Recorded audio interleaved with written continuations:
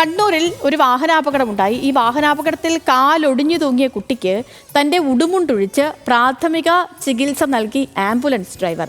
അടിവസ്ത്രം മാത്രം ധരിച്ച് ആംബുലൻസ് ഓടിച്ചാണ് കണ്ണൂർ കാപ്പാട് സ്വദേശി സജീർ കുട്ടിയെ ആശുപത്രിയിലേക്ക് എത്തിച്ചത്. സജീറിന്റെ സമയോചിതമായ ഇടപെടൽ ചികിത്സയ്ക്ക് സഹായകരമായെന്ന് ഡോക്ടർമാരും പറഞ്ഞു. റിപ്പോർട്ടിലേക്ക്.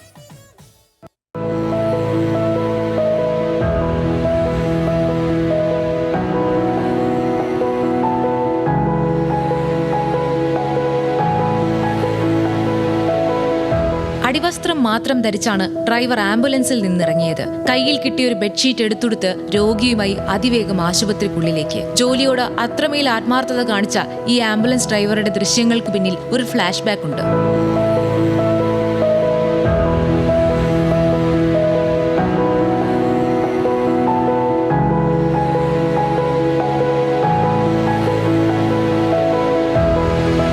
ജൂൺ 30 രാത്രി 11:10 കണ്ണൂർ കാപ്പാട് കാർ അപകടത്തിൽപ്പെട്ടത്.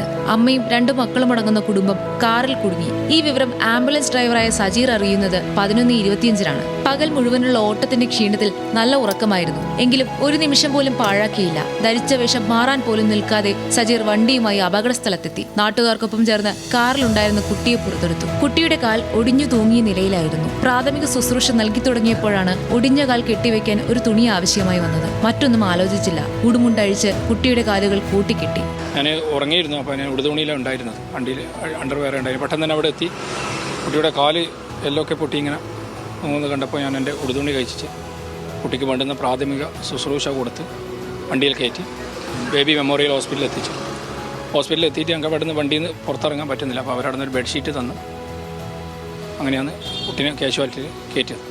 കണ്ണൂർ ബേബി മെമ്മോറിയൽ ഹോസ്പിറ്റലിലേക്ക് ആംബുലൻസ് എത്തി. അടിവസ്ത്രം ധരിച്ച് പുറത്തിറങ്ങാനാവാതെയിരുന്ന സജീറിന് കിട്ടിയത് ഒരു ബെഡ്ഷീറ്റ്. അത് ധരിച്ച് കുട്ടിയുമായി അത്യാഹിത വിഭാഗത്തിലേക്ക്. സജീറിന്റെ ഇടപെടൽ ചികിത്സയ്ക്ക് സഹായകമായെന്ന് BMH emergency medicine in-charge doctor Nithin Akkal പറഞ്ഞു. നമ്മുടെ കൊണ്ടുവന്ന ആംബുലൻസ് ഡ്രൈവർ ചെയ്ത ഒരു വലിയ കാര്യം എന്ന് വെച്ച് കഴിഞ്ഞാൽ ഈ പൊട്ടിയ എല്ല് തൂങ്ങി കിടക്കുന്ന കണ്ടതിന് മൂപ്പര് എമർജൻസി ആയിട്ട് അതിന് മെഡിക്കൽ ടേമിൽ സ്പ്ലിൻറ്റിംഗ് എന്നാണ് പറയുക. 2 കാലുകൾ ഒരു കാല് മറ്റേ കാലുമായിട്ട് കൂട്ടി വെച്ച് കെട്ടുകയുണ്ടായത്.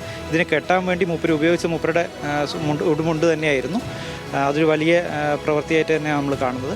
അപ്പോൾ അത് ചെയ്തതുകൊണ്ട് തന്നെ ആ രോഗിയുടെ കൂടുതൽ ബുദ്ധിമുട്ടുകളിലേക്ക് പോകാതിരിക്കാൻ വേണ്ടി അത് സഹായിച്ചു.